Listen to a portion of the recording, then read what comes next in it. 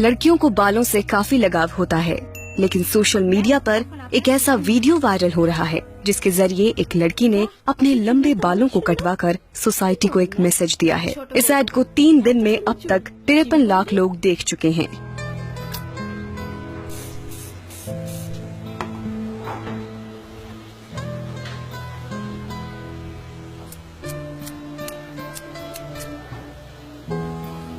ঠিক আছে ম্যাম, আরো ছোট করে দিন।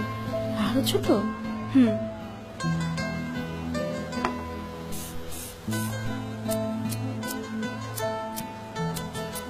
এবার ঠিক আছে মনে হয়। আরো ছোট করুন। একদমই চুলে যত্ন নেওয়ার সময় পান না, না? আপনার চুলে কিন্তু লেয়ার কাটটা খুব সুন্দর লাগতো। এবার ঠিক আছে ম্যাম।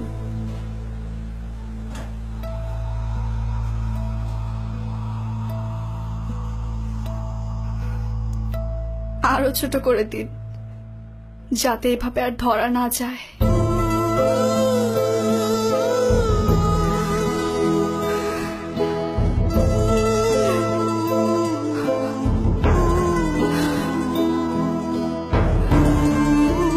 दैनिक भास्कर.com की रिपोर्ट।